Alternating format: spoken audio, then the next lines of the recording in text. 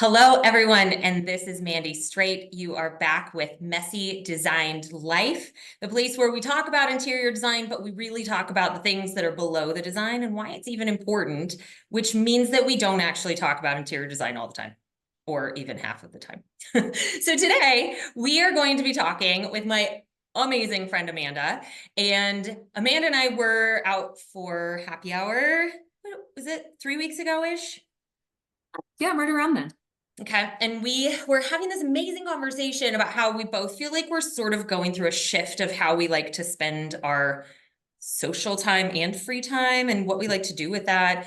And we came into this framework of a conversation around being fun versus having fun.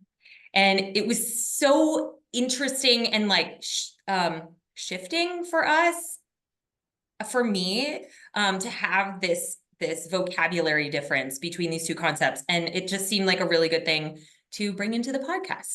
Hello, you lovely soul, you.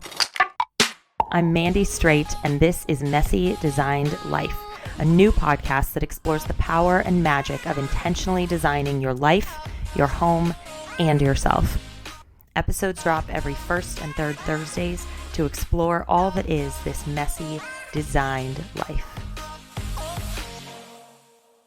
So, hello, Amanda. How are you? Hey, I'm doing really well. It's always hard to complain on a Friday. Yeah. Yes, it is. Friday afternoon, nonetheless. Like, we're done. Yes, and I feel Yeah. like welcoming the weekend is, I feel like a weekend warrior always. Yeah, me too. I'm like, how close are we? Okay. Yes. So give us like the 5 sentence version of you and yourself, and just, I mean, share what you want and what feels pertinent, and really just so that we can understand who you are and where you're coming from as you're sharing your perspectives today. Yeah. Oh, that's a great question. You'd think I would have spent a little bit of time thinking about who I I kind of am. like that you didn't. Um, Yeah, that's okay. yeah. I Oh goodness. I feel like I am a human joining you today who has Mhm. spent a long time being really comfortable with who I am in this moment. How long's a long time? I it's huh? How long is a long time? How long is a long time? Goodness, it feels like my whole life I have been leading up to this wanting to be someone, and then just Mhm. within the past like year, I think I have become really comfortable with I am not trying to be someone. I am who I am, and I am learning how to step into my own power and kind of own the gifts that I have and hopefully bring them into the world. And so I am, I, the things I care about most are the people in my life. I am people centered. In all aspects of my life, whether it's work or fun or, uh, my, one of my partners always jokes that I don't have hobbies, and I would correct them because my favorite things to do are connecting with other people. And so I spend a lot of my time really learning about others, challenging my own thoughts, uh, and really hoping to build community with others in my life and bring people together and, yeah, continuing to grow. I'm in Denver, Colorado, which is my favorite place to be. Um, I was recently listening to episode 1 of this podcast, and you had mentioned something about your moon sign and your sun sign are both Cancer. So my sun sign and my rising sign are both water signs. Yeah. And I too feel very at home in the mountains. I love feeling grounded. Yes. And that's really important to me. Mhm. Yeah. So Yeah, maybe, amazing. And really, like, maybe the water signs is why we get together, or why we get along so well. And also all of the other things you said about being curious and self-growth and mm, all of that stuff. And totally to just witness you in like the best way. Like, Amanda is so good at seeing people for who they are and what their talents are, in a way that just blows me away. And if anyone follows human design, which I know a little bit about, it's a deep subject. Your projector, is that the right one? Yeah, Yeah. projector, which is the same as my dad. So I think there are some things in you that feel comfortable to me in the way of like being seen, because you are just so good at seeing people's strength and what helps support them. And anyway, just want to witness that about you. I know I've told you that before, but it's magical the way that you do that. Thank you. It's so funny because I had a great conversation with, every now and then I have people who connect professionals in my industry to me. And today I was talking to someone, first time I had talked to them, and I spent so much time actually talking about NLP and what that work has helped me to realize. And just, and I think for whatever reason, me sharing that, like the answers, like really trusting that the answers are inside of me. And it's about asking the questions and searching inside and trusting that, and really getting to encourage them to trust what's inside of them and to ask questions, and to let go of maybe those, I think so often anytime we're looking to make change, or we have these preconceived ideas of what is right or what we can do. And so it was just really amazing to get to spend some time and kind of help her to think about, like, no, you are ready for the next step. Like, all of these doubts that you're framing, you're ready for it anyways. And so I feel really lucky that a lot of people think that I am able to see the strengths in others, because then they connect people to me. And we ended the call and she was like, just so you know, I think you could be like a motivational speaker. And it was like the sweetest thing I had. So that's how I'm entering this space today, is feeling like, I gotta help somebody see the good in them today. Yeah. I love that. It's so true. It's so true. And I think actually, like, this seems like a really good intro to our discussion that we're going to have, in that, I'm reminded, it's funny because, I was prepping for this and kind of getting some thoughts down, and I had this thought that came up a couple times and I forgot about it and didn't write it down. And you were talking and it connected to something else for me. Have you read the book Untamed?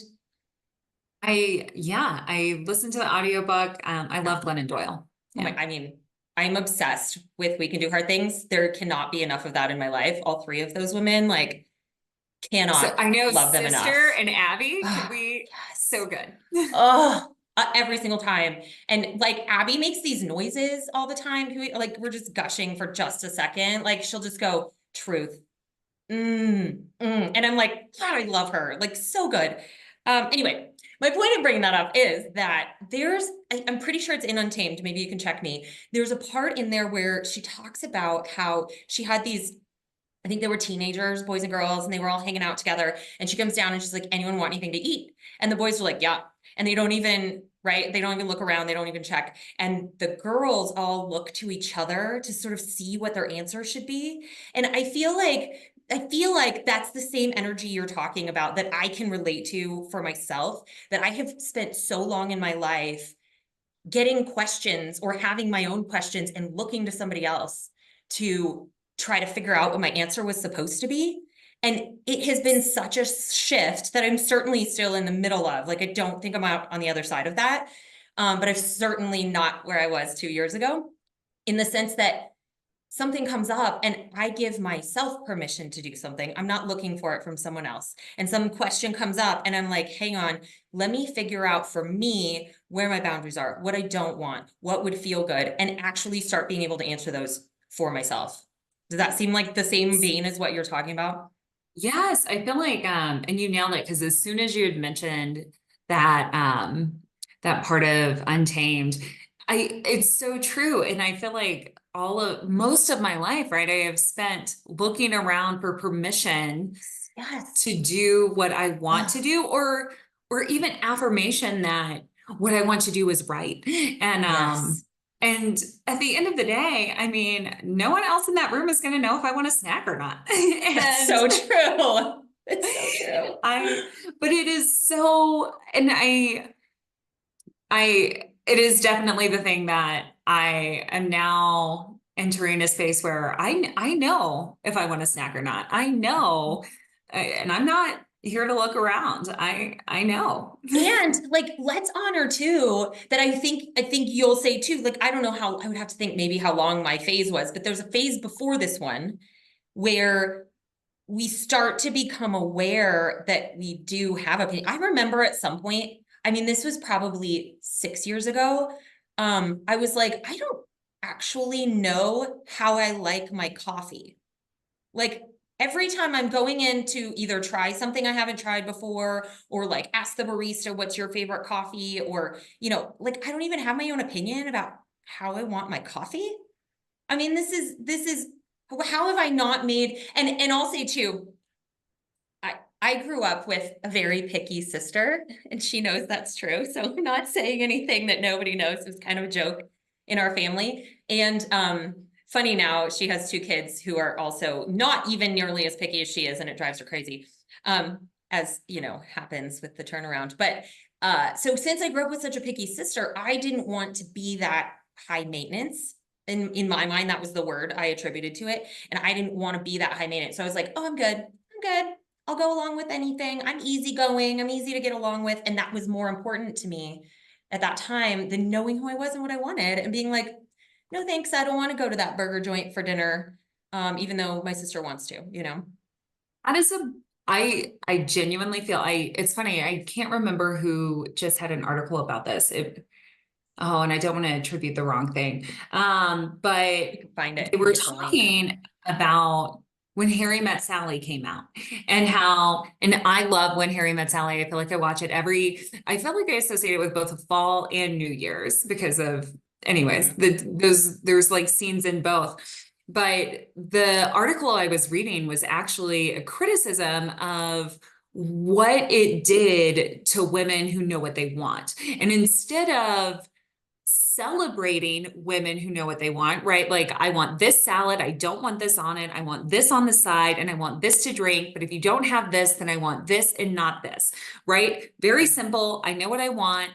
And if you don't have it, that's fine. It's just, if it's not what I want, I don't want it. And I'm going to do this other thing that I do want. I think you just hit a thing. We'll come right back to that. Keep going. Keep going. And so instead of the movie kind of just making a point of like, great, Meg Ryan's character knows what she wants. She has ambition. Instead, she immediately got the label of you're high maintenance. Yep. And it wasn't, and high maintenance comes with this connotation of a woman who knows what they want is now difficult. Exactly. And who wants to be difficult? Nobody wants to be with a difficult woman. So you better change. Yeah, exactly. Yeah. And so then you start, so if I don't know what I want, then I'm easy, because if you want, like, what do you want for dinner? Oh, it doesn't matter to me. I'm not difficult. And then at some point, you realize like that's also really difficult to be around, because that requires the other person to guess what you want and to make decisions, which can either lead to resentment or it can lead to the other person having to carry the burden of making choices for the both of you. And then are you? And there's no person there, because then, well, whatever, and they're like, I guess I'll just eat the thing that I would eat if you weren't here, because that's not the same. I was trying to have a thing together, and now we don't get to have a thing together. Right. Yeah. Because I feel like it's my thing. I had a partner once tell me, because I think I was trying to be easy. And they were like, hey, when you say you don't really care what you want for dinner, or you don't care if we go out or in, or if you don't care of this, they were like, it really kind of makes me feel like you don't care to be here. You don't care to do the thing with me. And I'm like, oh, yeah. How am I? So that whole like all of a sudden you're just taking what comes to you. Yeah. And it's like, no, actually they want to be with me, and they want to be with me because I do have opinions, and because I do want things, and because me, just me. And what a great realization of like, oh, me trying to be easy is actually giving across the entire wrong message that I'm trying to give across to this person whom I love and care about. So Yeah, so true. And I think there was something really important that you said about if you don't have the salad that way, that's okay, but I'll choose something else. Like there is a piece in there that I think sometimes gets I was going to say done wrong, and that's not it. I think the part that complicates it is if me being clear about what I want makes it your problem and you're supposed to figure it out and give it to me, that's a different dynamic than, Mhm. hey, here's what I want. Oh, you don't have it? That's okay. I'll figure something else out, or I'll go find it somewhere else, or right, like that keeps it on me. That's still my responsibility rather than, oh, I want this thing and you're supposed to figure it out, is a different dynamic that's feels like an important distinction with that. That I think maybe is partly where some of the high maintenance label comes from. I want it this way, go figure it out for me. Yeah. But not in totality. And I think you're right. There just needs to be a redefining of knowing what we want and the valuing of that. And really even like, thank you for knowing who you are, what you want, what you're bringing to the table, what you're asking for clearly makes such a Yes. difference. I feel like sometimes, because like when we plan to go to happy hour, I will say, you know, way more places in the city than I do, which I love. That's one of my favorite I things love about you. knowing the places. Yeah. But sometimes I feel like we've now gotten into this groove of like, well, this is a vibe I'm seeking. Like I may Yes. not know the exact place I want to go, but I can tell Yeah. you what vibe I'm seeking.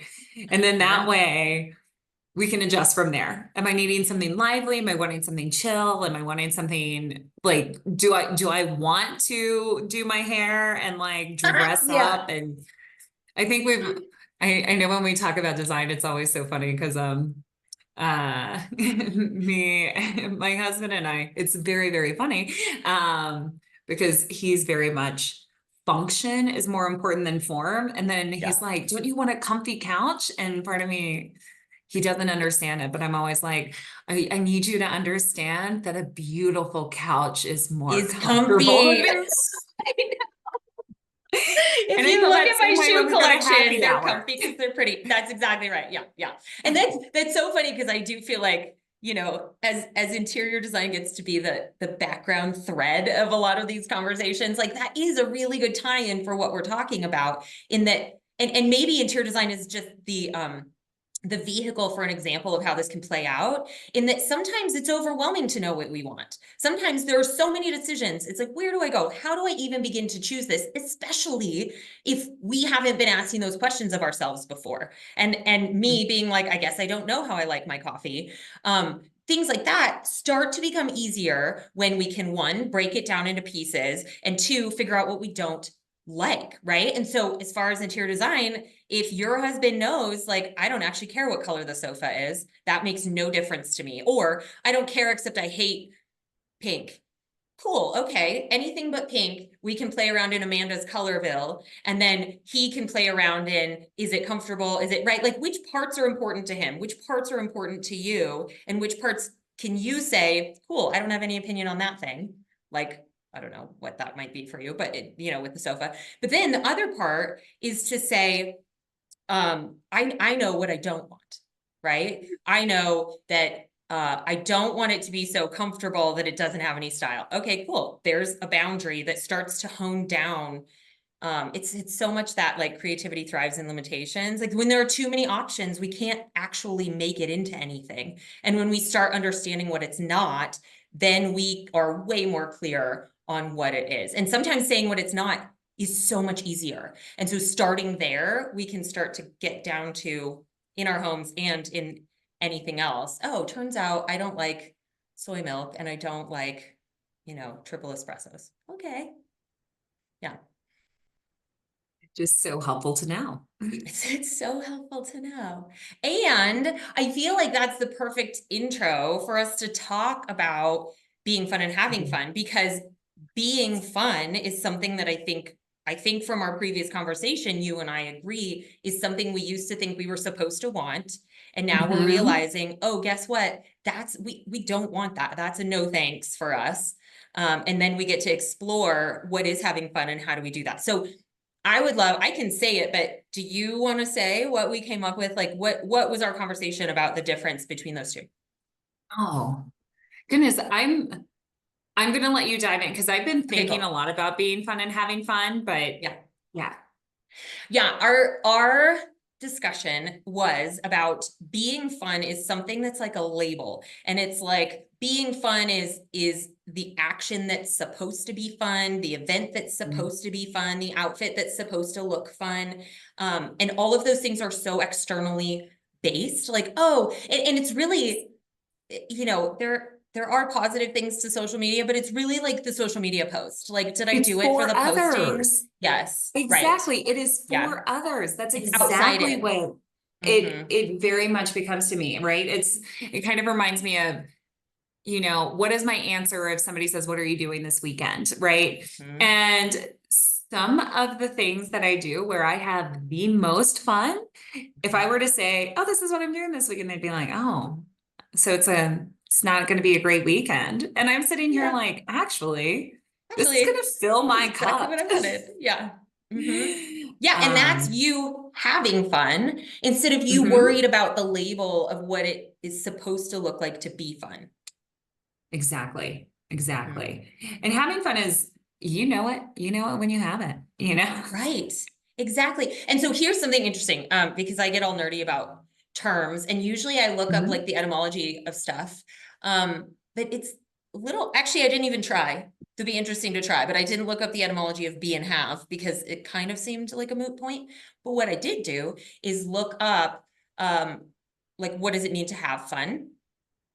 And if you look up what does it mean to be fun, you can't even find anything. Because I think there's no there, right? Like there's no substance to that, what it means to be fun. But oh, I think there were a few things about, yeah, it's just not much. So when you look up have fun, a few things that it said, like, what does it mean to have fun? Someone is enjoying themselves and finding pleasure in an activity or a situation, enjoying oneself, amusing oneself, having a good time. And then there was actually this whole article, which I'll put the link in, that was in the New York Times in 2021, December of 2021, and it's called Why We All Need to Have More Fun. Have more fun. And it was this person who had researched a bunch of things and wrote a book called The Power of Fun, How to Feel Alive Again, and broke having fun down into three aspects and talked about how these are actually needed for our health, right? Like she's saying why it's actually medically important. And I'm sure expands beyond that. I just said she, I am actually not sure it's a she, this author person that we will figure out who it is. But the three parts of having fun were playfulness, which is defined as lighthearted or just for pleasure, not because it's leading to something else, but just because it's pleasure in and of itself. So playfulness, connection, the feeling of having special shared experience with another person. I would add in though, connection with self is just as important. So it can be fun to find an active connection with self, just as much as with another person, and really both are needed. And we can like come back to that as the biggie. And then the last one is flow, which is the state of being fully engaged and focused. And they made the distinction in this one too. This is not a passive situation. This is not watching a movie because that's passive. This is playing the guitar, singing, playing a board game with a friend, although you have a fun story that makes that like the more passive thing, which is cool too. That playfulness, connection, and flow are the way that we actually have fun, and our body is rejuvenated by that kind of having of fun. Thoughts on that and board game sitch and That makes so much sense to me. I feel like we did that Stanford designing your life course together. yeah, we started it. I don't think we We finished started it. it. And Yeah. we're I got We're works in, in I got progress. some helpful things. Yeah. So but one of those pieces that I really loved was when they had us think about the different aspects of our life that you can really design. One of them was play. And then also that idea of how can I incorporate play into more areas of my life? Because we have this, I think sometimes when you hear the word play, what are the images that come to mind? But what if we could take that same idea of playfulness, right? The same idea of there doesn't have to be a right, there doesn't have to be an answer, and can start applying it to more areas of your life so that then all of a sudden the work that you're getting done has a little more space for freedom, a little more space for fun. Yes. And it's rewarding. I feel like then all of a sudden your work becomes more fulfilling and you feel like you have the play area of your life is becomes more robust because you've infused it in different areas. Oh, I totally, yeah, I had probably 4 weeks ago, had like a few big revelations about myself, which I'm sure I'll work back around into some content. And, one of them was like, oh my gosh, the way that I've been approaching things has really been limiting any kind of room for fun within what I'm doing, and using work as just one example of that. I was approaching my work so much of like, I have to get this right. I need the client to be happy. What I need to like have the perfect plan for them because I just want them to love what we're doing. And I have to have all the answers when they need them, like at my fingertips, you know? And then I was like, we're all just doing this process together. Like but just by changing the tone of it to be a more enjoyed, fun tone, while we're doing all the things, if we can have some fun while we're being productive, which of course is not the definition of the fun from the article, but if we can inject some of that in where it's like, we're also here to enjoy the fact that we're in a meeting for an hour, turns it into a way different meeting than, okay, we have 10 points to get to. Okay, what's the first point? Okay, anybody? Okay, we're all done with the first point. Next point. That's no good. And I think from that article, one of those things, right, was connection with others, right? Yep. And to me, I feel like that becomes so evident that, I mean, a meeting can be way more fun and it's so simple, right? But if you allow some space for the humans to be human in those meetings. Yes. Yeah, it's like, and oh, then your kid had a soccer game. How did it go? yes. You know? Yeah. And all of a sudden it's like, well, now I am enjoying this so much more. I'm enjoying this so much more because instead of feeling like everything I'm doing here is revolving around the task that has to be completed, Mhm. it's no, you're also a person I'm connecting with in this moment and Yeah.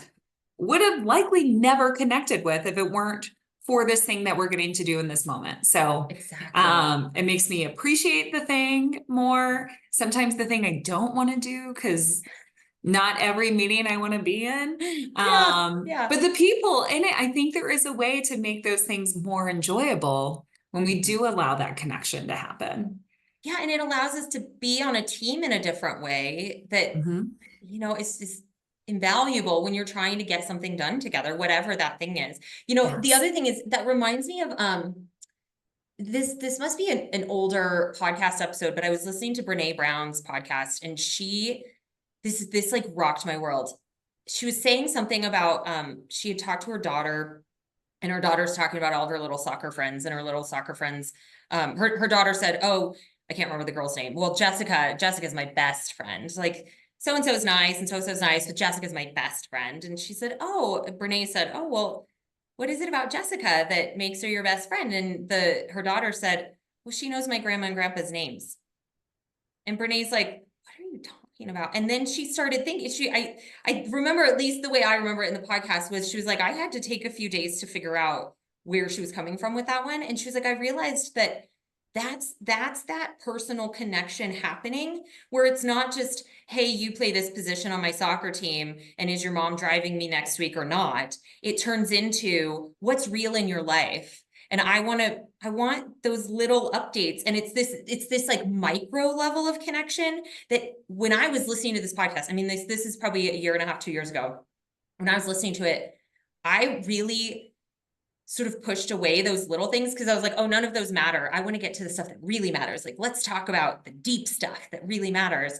And I'm listening to this podcast and I was like, oh my God, of course it feels more seen and more loved and more connective for somebody to be like, oh, hey, you had a doctor's appointment last week. How did that go? Or like, oh, hey, I saw that you have a podcast out. What's that? How's that going? And just those little things of like, this is what you're doing as a human in your life right now.